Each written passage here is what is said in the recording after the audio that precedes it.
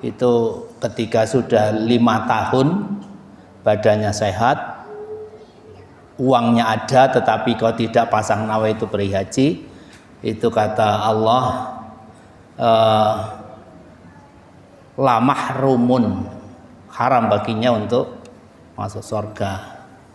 Tapi memang kondisi kita bangsa di Indonesia itu ada pengertian istitoah yang diperluas. Istitoah tidak hanya punya dana untuk setor awal 25 juta, tapi juga harus antri 30 tahun lebih. Nah ini tentunya jadi persoalan tersendiri, tetapi tetap betapapun nunggu lama harus pasang nawaitu, yaitu buktinya itu ketika kita sudah setor 25 itu, setoran awal itu namanya kita sudah pasang niat. Dan saya kira setiap kita harus pasang niat, termasuk siapapun kita yang mungkin secara matematis lahiriah mungkin dianggap tidak mampu, tetapi tetap niat. Siapa tahu justru niat itu bisa jadi pancing, menjadi pancing luasnya rezeki Allah gitu, rezeki yang min haitsu la yahtasib, rezeki yang tidak terduga. Atau siapa tahu nanti ada calon wali kota yang berjanji pokoknya siapapun muslim yang miskin akan saya bayarkan uang mukanya haji misalnya. Itu mungkin nanti dipilih oleh jamaah Masjid Aqobah nanti. Kalau ada wali kota yang janji gitu kan, daripada uangnya disebar kemana-mana, per jamaah 25 juta itu calon jamaah ya, 25 juta kan itu menjadi pemikat ya masyarakat untuk simpati kepada calon wali kota atau calon gubernur. Kalau calon gubernur terlalu banyak ya, calon wali kota misalnya di Jangli berapa orang, di kelurahan mana begitu, itu nanti itu kampanye yang luar biasa. Selama ini kan kampanyenya hanya bangun jalan, bangun jembatan macam-macam itu. Kalau ada yang kampanye nawari setoran awal haji, itu baru beda. Baik para bapak dan sekalian, kemarin sudah kita sampaikan juga bahwa ibadah haji itu ibadah jismiyah ya, jasadiyah, fisik, sehingga tidak terlalu harus banyak menghafal, tidak banyak bacaan-bacaan. Orang yang sudah bisa sholat pasti bisa menunaikan haji karena bacaannya justru tidak sebanyak bacaan sholat ya. Yang menjadi bukan rukun juga sih, wajib itu ya. Yang menjadi amaliyah qauliyah ya, ibadah qauliyah yang harus dibaca itu hanya niat ihramnya labbaik Allahumma umratan atau niat hajinya labbaik Allahumma hajjan, itu saja.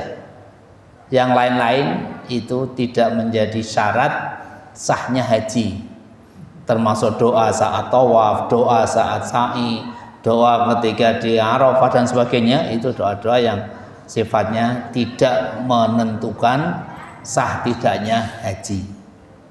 Sehingga siapapun itu sesungguhnya kalau sudah sholat ya tentu bisa untuk menunaikan ibadah haji.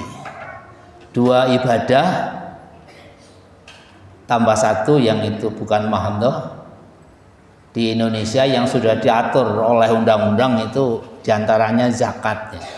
Jadi yang sudah ada zakatnya adalah haji, itu ada undang-undangnya Yang sudah ada undang-undangnya itu pertama haji, Undang-Undang nomor 8 tahun 19, kemudian Undang-Undang wakaf, itu juga sudah diatur dalam undang-undang. Yang ketiga itu sudah lama, yaitu ibadah yang enak ya, yaitu Undang-Undang perkawinan.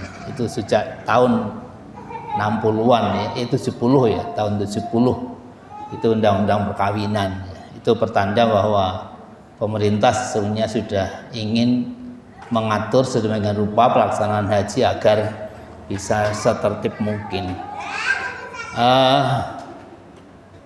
Baik para bapak dan sekalian, kita teruskan membaca Al-Kabiratus Saminah,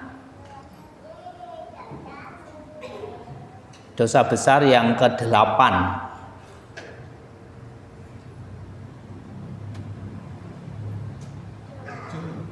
Dan tadi nama apa 7 tadi ya? Sebentar saya lihat ini. Ini Saminah 8 berarti tadi Sabiah ya. Tadi 7 berarti ya. Ini yang ke-8, Al-Kabiratus Saminah 8. Yaitu uququl walidain. Durhaka pada kedua orang tua.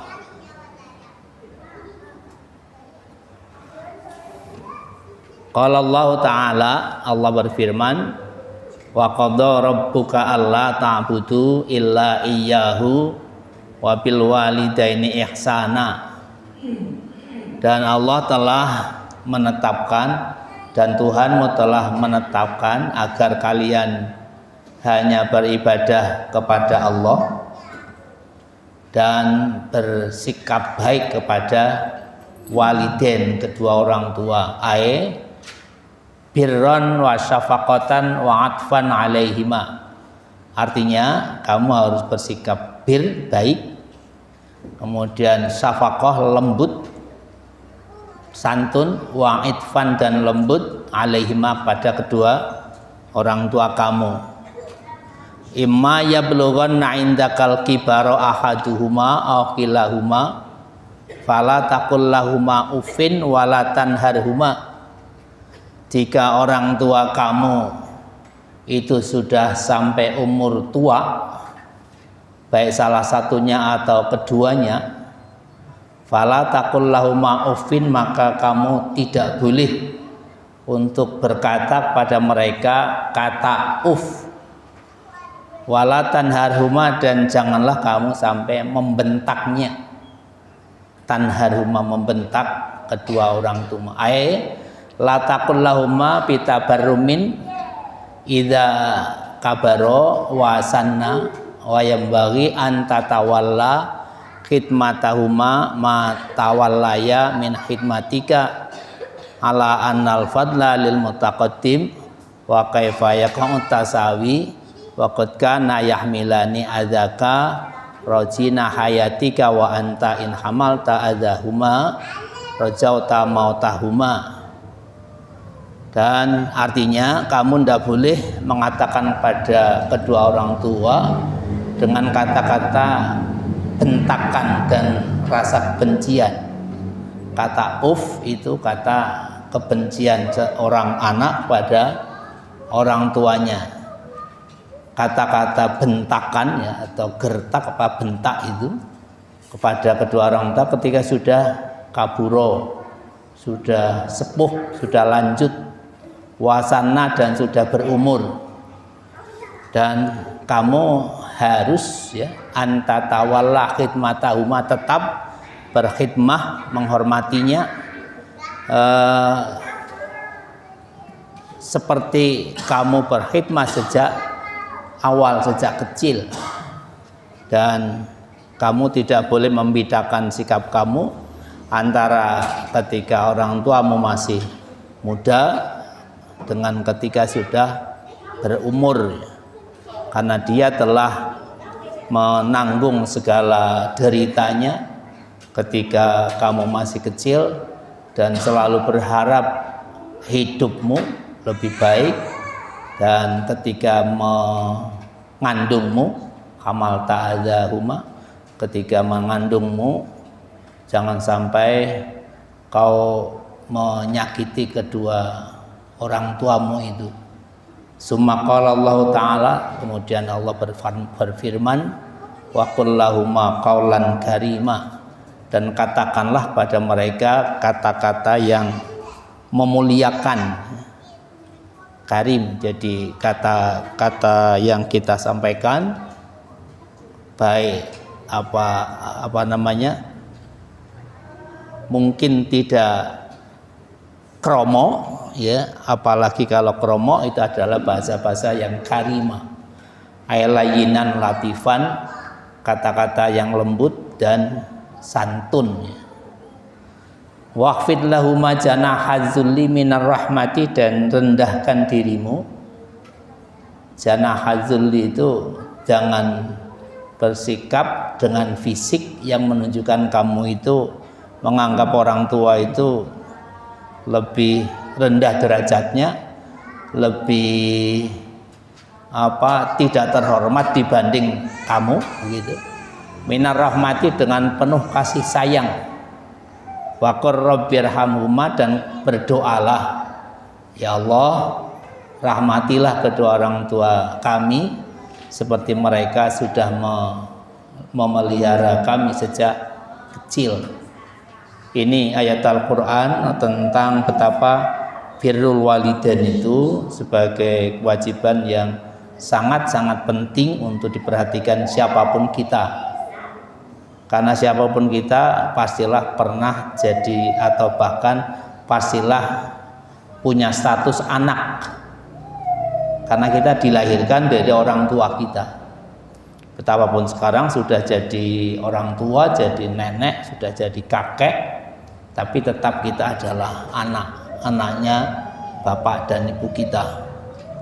Allah memberikan nasihat, perintah, bahkan tidak hanya nasihat, agar kita sesudah baik kepada Allah, sesudah beribadah dengan benar kepada Allah, kewajiban kedua adalah birrul walidain, bersikap baik kepada kedua orang tua. Saking pentingnya birrul walidain itu dan saking haramnya uququl walidain, ya, berdurhaka kepada orang tua, Allah menjelaskan sangat rinci. Jangan bilang uf. Uf itu bahasa Arab yang dalam bahasa lain bisa itu terlalu halus sesungguhnya. Bisa kalimat-kalimat apapun yang menunjukkan kebencian, ketidaksukaan, ketidakcocokan kita kepada apa yang menjadi kehendak orang tua kita. Nanti ada beberapa hadis yang memperjelas ini, betapa orang tua punya kehendak apapun. Mungkin kita sebagai anak merasa ini tidak baik, merasa itu tidak modern, bahwa merasa itu merepotkan, itu haram hukumnya untuk ada kalimat-kalimat ketidakcocokan kita, ketidakhormatan kita pada orang tua. Kalimat uf itu ya bukan berarti kalau selain uf boleh, tapi kalimat-kalimat yang menandakan ketidakhormatan kita pada orang tua. Walatan harhuma, apalagi membentak, ya. Kondisi kayak apapun orang tua kita, maka haram hukumnya kita membentak orang tua dengan bahasa halus sekalipun, ketika itu berbentuk bentakan, itu termasuk hal yang dilarang oleh Allah Subhanahu wa ta'ala. Dan lebih rinci lagi Allah perjelas, wa qul lahuma qaulan karima, dengan bahasa apapun, bahasa kita adalah bahasa yang memuliakan orang tua kita. Bahkan lebih detail lagi Allah menjelaskan, rendahkan punggung, rendahkan pinggangmu. Jadi sikap badan yang menunjukkan kita tidak ta'zim, tidak takrim, tidak memuliakan, itu termasuk hal yang larangan ini, dilarang ini. Kalau nenek moyang kita mengajari kita berjalan membungkuk, sekarang sudah sulit mencari anak yang ketika jalan di hadapan orang tua itu membungkuk.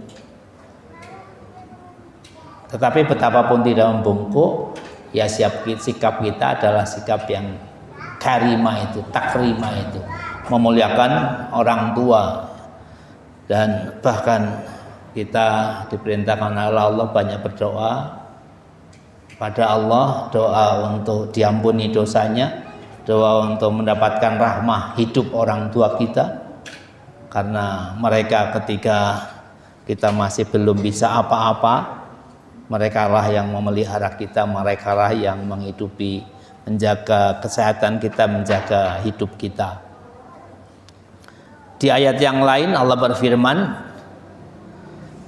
anishkurli wali walidaika ilayyal masir.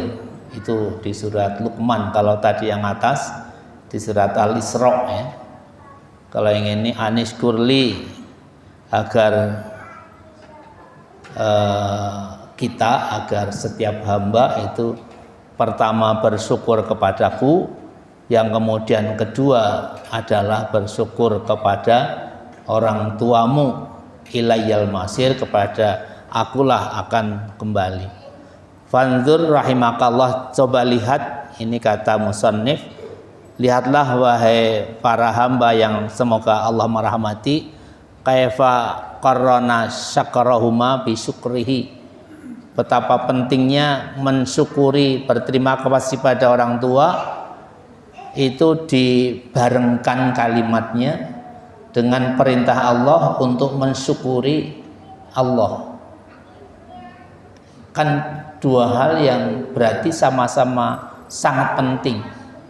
Mensyukuri nikmat Allah itu wajib, bersyukur pada orang tua sepertinya sama-sama wajib, sama-sama hampir sederajat gitu.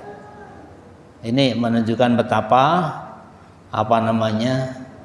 mensyukuri, berterima kasih pada orang tua itu sederajat, hampir sederajat, atau umpama pun tidak sederajat ya derajat kedua sesudah bersyukur kepada Allah, melebihi kesyukuran kita kepada siapapun orang lain yang mungkin kita anggap begitu besar jasanya, siapapun, pimpinan kita, saudara kita, teman sahabat dekat kita, soulmate kita, atau siapapun, itu tidak seberapa kepentingan kita bersyukur dibanding kepentingan kita bersyukur pada Allah Subhanahu wa ta'ala.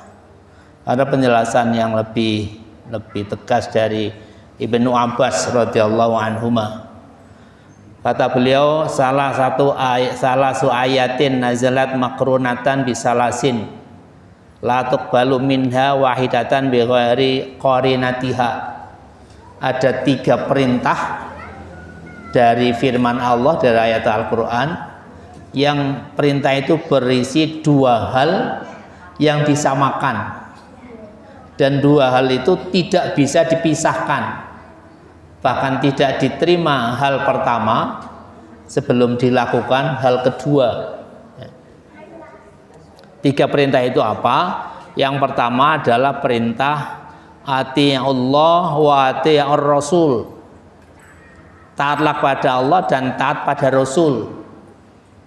Itu 2 hal perintah yang bergandengan, yang berjejer. Ketaatan kita kepada Allah baru benar kalau kita taat juga pada Rasul. Kita beribadah baru benar pada Allah karena ikut perintahnya Allah, ketika kita juga mentaati perintah Rasul dalam hal ibadah. Begitu juga ketaatan dalam hal lainnya. Sehingga seorang mukmin yang ingkarus sunnah, betapapun amalnya, ibadahnya, ketaatannya luar biasa kepada Allah, itu percuma, tidak akan diterima di hadapan Allah Subhanahu wa ta'ala. Taat pada Allah dan taat pada Rasul, 2 hal yang tidak bisa dipisahkan. Yang kedua, 2 hal yang disamakan, aqimus shalah wa atuz zakah, tegakkan sholat, tunaikan zakat. Itu juga di berbagai ayat selalu beriringan, sehingga 2 hal itu saling menentukan. Bahkan yang pertama tidak akan benar dan diterima ketika yang kedua tidak dilakukan. Sholat kita bagus, sholat kita bahkan sunnahnya ya berlebih begitu, khusyuk, dan pasti syarat surutnya, syarat rukunnya terpenuhi, makbulah lah kira-kira. Tapi bakhil, wajib zakat tidak ditunaikan, hartanya hanya untuk kepentingan pribadi, tidak ada sedikit pun yang dikeluarkan untuk kepentingan fisabilillah, kepentingan Allah, kepentingan masyarakat sebagai zakat kita. Maka qiyamus sholat kita, menegakkannya sholat kita, itu kata ayat ini tidak akan diterima oleh Allah karena tidak ita zakah. Nah, kemudian yang ketiga, kata Ibnu Abbas, dua hal yang dijejerkan oleh Allah, dan yang pertama tidak akan diterima Allah, tidak akan benar kecuali ketika yang kedua sudah dilakukan, adalah anishkurli wali walidaika, bersyukur kepada Allah dan bersyukur, berterima kasih kepada orang tua. Syukur kita kepada Allah baru dianggap benar, baru diterima oleh Allah ketika kita sudah pandai, ketika kita sudah bisa berterima kasih kepada orang tua. Bersyukur kepada Allah itu bil qalbi wa bil lisani wa bil amali. Yang namanya bersyukur pada Allah itu dengan hati kita yakin anugerah Allah banyak, anugerah Allah luar biasa, anugerah Allah itu harus kita syukuri. Tanpa anugerahnya kita tidak punya apa-apa. Nah, syukur kepada orang tua juga begitu. Bersyukur, berterima kasih kepada orang tua juga bil qalbi wa bil lisani wa bil a'mali. Dengan hati kita yakin betul bahwa tanpa orang tua kita bukan apa-apa, tidak jadi apa-apa. Dan dengan lisan kita bicara yang sebagai ekspresi dari rasa terima kasih kita tadi di ayat Al-Isra tadi. Pertama, jangan berkata jangan membentak, ucapkanlah bahasa-bahasa memuliakan dan rendah dirikan dirimu betapapun dan siapapun kita pejabat, kita apapun kan di lingkungan kita. Ketika kita di hadapan orang tua ya kita anak orang tua.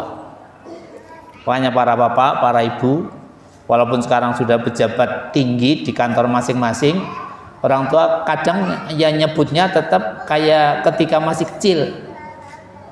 Orang tua saya kalau sekarang sudah enggak, jarang menyebut nama ya. Orang tua saya ya bola-balik manggilnya dun lah gitu. Karena menganggap anaknya memang anaknya, tidak hanya menganggap. Apalagi ibu sendiri, bang mertua juga kadang dun priwe dun gitu. Orang Banyumas kan priwe. Iya, kita hebat kan ketika di depan ya orang lain, di lingkungan kantor kita, di kampus kita yang ngajar, di sekolahan kita yang jadi guru kan di hadapan anak-anak. Tapi di depan orang tua ya ngerti telanjang kita, ngerti ketika hari-hari kita belum dipotong, itu ngerti. Bahkan ngerti ketika kita yang sewu umbelen gitu. Sehingga ya jangan sok ketika kita ada depan orang tua kita bukan siapa-siapa. Malah para bapak saya kira pernah dengar ada seorang ustadz yang sangat dihormati, sudah umatnya banyak, kalau kajian itu banyak pengikutnya, konon lagi ngaji itu panggil ibunya, panggil maknya, suruh ngasih makan ayam apa bebek gitu. Dia berhenti dari ngajinya, dia penuhi perintah ibunya gitu. Karena dia tahu Kalau yang tidak tahu kan, mak tidak ngerti, saya itu orang terhormat, saya lagi ngaji ya gitu kan.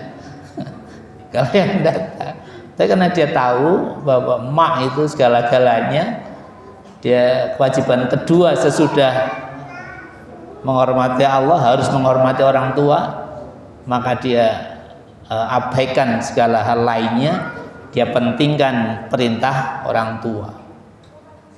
Itu orang yang tahu aniskurli wali walidaika, dan bersyukurlah kamu padaku, kemudian sesudah itu bersyukur kepada orang tua kamu. Tidak berguna syukur kita kepada Allah ketika kita tidak bisa berterima kasih kepada orang tua kita. Karena itulah maka Rasulullah SAW juga berkata, ridallah fi ridal walidain wa suhtullah fi suhtil walidain. Keridhaan Allah akan turun, akan ada, akan kita terima fi ridal walidain, ketika orang tua juga ridho kepada kita. Wa suhtullah, dan murka Allah itu akan kita terima ketika orang tua kita juga murka kepada kita, karena dan sebab apapun, mungkin sikap kita, mungkin kata-kata kita, mungkin perlakuan kita, itu sangat mempengaruhi hubungan kita dengan Allah atau keridhaan serta kemurkaan Allah pada kita. Makanya ada orang sok nengeri, tapi jane itu tidak boleh jadi rumus, nggak boleh jadi rumus. Orang-orang yang berhasil itu banyak, mereka itu karena memang orang-orang yang mendapatkan ridhol walidain, dapat keridhaan orang tua. Tapi berhasil yang hakiki ya, bukan keberhasilan yang semu. Dan sebaliknya ketika seorang itu kurang berhasil, keberhasilan yang hakiki, itu banyak diantaranya karena dia tidak pandai membuat orang tua ridho. Tapi sekali lagi itu bukan rumus dan tidak boleh jadi rumus. Walaupun Rasulullah mengatakan ridhallah fi ridhal walidain wa suhtullah fi suhtil walidain.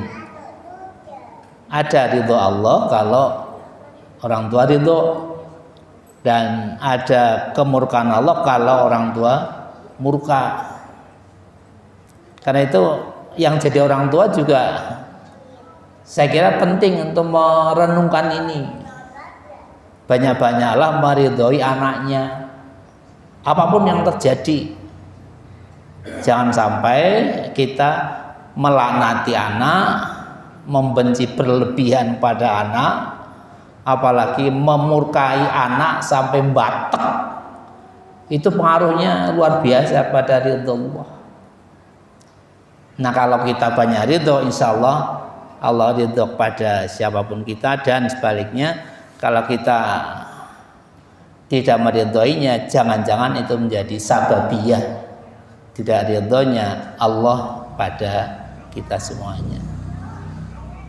Ada cerita dalam hadis Ibnu Umar, ja'a rajulun yasta'dzinu an-nabiyya sallallahu alaihi wasallam. Ada seorang sahabat yang minta izin pada Nabi sallallahu alaihi wasallam fil jihad ma'ahu, minta izin untuk jihad bersama Rasul. Faqala Nabi sallallahu alaihi wasallam, maka Rasulullah sallallahu alaihi wasallam bersabda, ahayyun walidak, apakah orang tuamu masih hidup? Qala na'am, iya masih hidup ya Rasulullah. Qala Rasulullah berkata, fa fihi ma fajahid, maka berjuanglah untuk melayani orang tua kamu. Kenapa begini? Karena Rasul tahu tentu bahwa orang tuanya perlu didampingi anaknya, bahwa orang tuanya perlu dilayani anaknya, dirawat oleh anaknya. Tapi kalau orang tuanya masih bergas, masih bisa ditinggal, ya tentu Rasul akan mengizinkan dia jihad. Nah, Ini juga sebagai dalil bahwa merawat orang tua, mendampingi orang tua kalau memang dibutuhkan itu punya nilai jihad, punya nilai pahala yang luar biasa. Fandur kaifa fadlu birrul walidain, kata musannif, maka lihatlah betapa keutamaan birrul walidain itu dan berkhidmat pada kedua orang tua itu alal jihad, disamakan dengan keutamaan jihad fisabilillah. Wa fi sahihaini, dalam hadis sahih Bukhari Muslim, anna Rasulullah SAW qala, Rasulullah bersabda, ala unnabiukum bi akbaril kabair, perlukah aku sampaikan pada kalian dosa besar yang paling besar? Al isyraku billah wa uququl walidain. Dosa paling besar adalah mensekutukan Allah, musyrik kepada Allah, dan durhaka kepada orang tua. Ya, tadi di awal di atas sudah kita sampaikan, uququl walidain itu ya tidak birrul walidain, tidak melaksanakan perintah surat Al-Isra itu. Wabil walidaini ihsana, pertama bersikap baik pada orang tua. Yang kedua, tidak mengucapkan dan tidak membentak orang tua. Nah, kalau tidak bersikap ihsan, kemudian berkata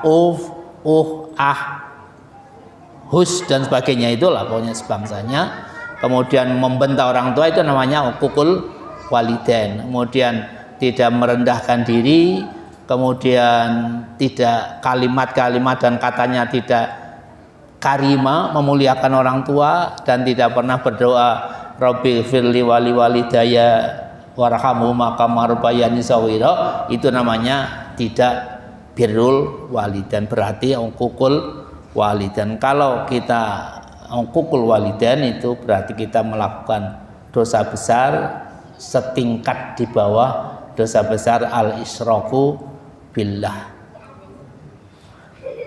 Di hadis sahih juga disebutkan bahwa Rasulullah SAW bersabda, la yadkhulul jannah, tidak pantas masuk surga. Pertama, akun artinya orang yang uququl walidain, wala mannanun, mannan itu orang yang suka, al-mannu itu mengundat-undat pemberian.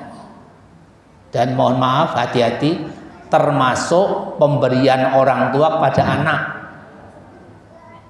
apalagi anak pada orang tua.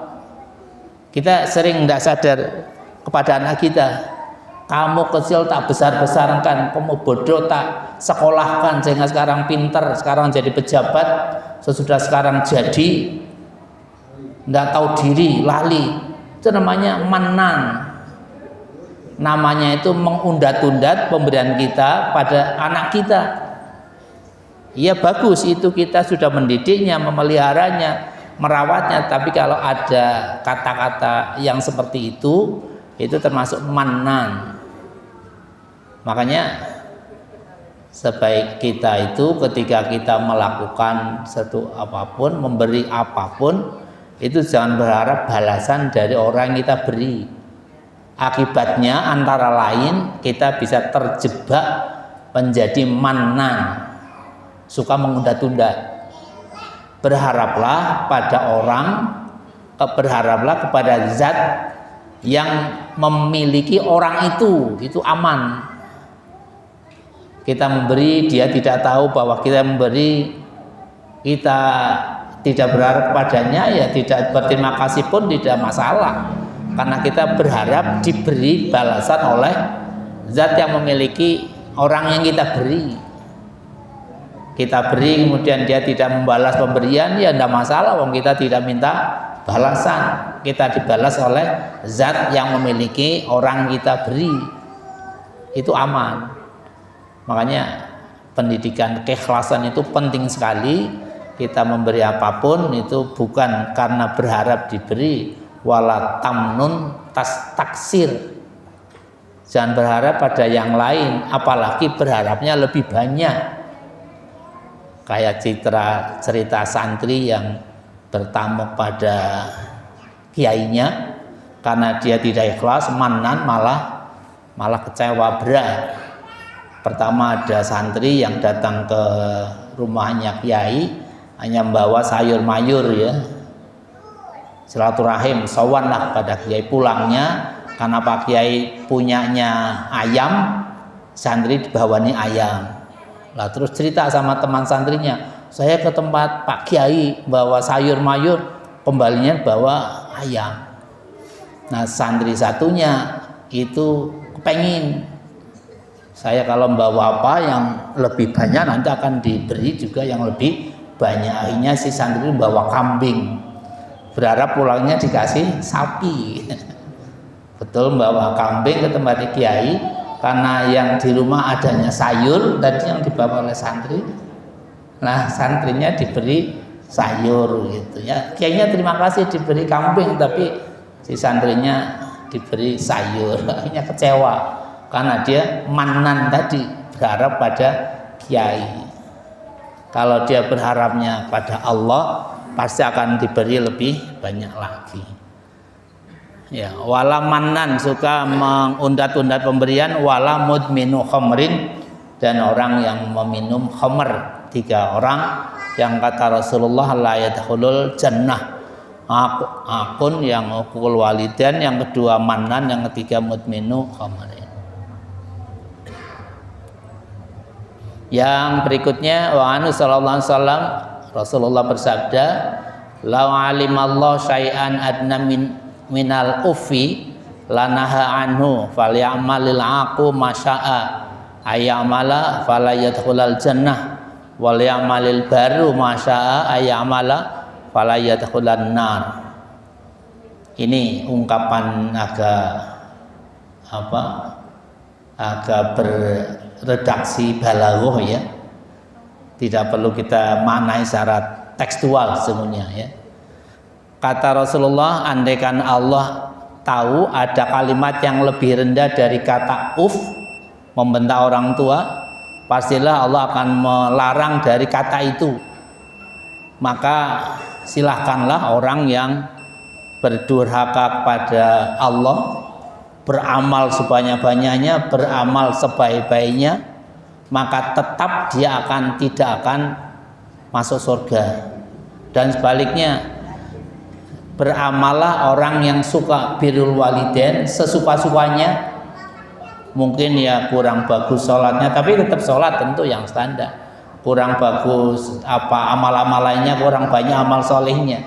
Tetapi ketika ia sudah birrul walidain, maka pastilah dia tidak akan masuk neraka. Sekali lagi ini bahasa balaghiyah ya, bukan berarti kalau sudah birrul walidain tidak sholat tidak apa-apa, kemudian bergajul tidak apa, bukan. Ini bahasa Nabi betapa pentingnya birrul walidain dan betapa bahayanya uququl walidain, betapa bahayanya durhaka pada orang tua. Seakan-akan Rasul ingin mengatakan kalau seorang itu sudah durhaka pada orang tua, mau amal solehnya sebesar apapun, mau sholatnya sehebat apapun percuma, karena pastilah dia masuk neraka. Dan sebaliknya, betapapun orang itu kurang bagus, kurang ibadah, tapi tetap ibadah yang standar ya, yang wajib-wajib, kalau dia birrul walidain, pastilah dia masuk surga begitu. Itu sekali lagi jangan diterjemahkan secara dimaknai, pahami secara letterlek ya. Itu Rasul ingin menegaskan betapa pentingnya birrul walidain, dan hati-hati jangan sampai kita uququl walidain, durhaka pada orang tua. Saya kira itu masih sangat banyak hadis-hadis tentang ini, tapi insya Allah nanti kita teruskan kesempatan lain. Dan semakin kita yakini bahwa birrul walidain adalah kewajiban sangat penting, kewajiban kedua sesudah ibadah Allah, dan uququl walidain hati-hati jangan sampai kita melakukannya, karena itu akan menjadi sababiah kita haram masuk surga. Semoga Allah membimbing kita, menunjuki kita pada yang terbaik dalam hidup ini, dan semoga kita terlindungi dari sikap-sikap yang Allah haramkan. Subhanakallah wa bihamdika asyhadu an la ilaha illa anta astaghfiruka wa atubu ilaik. Assalamualaikum warahmatullahi wabarakatuh.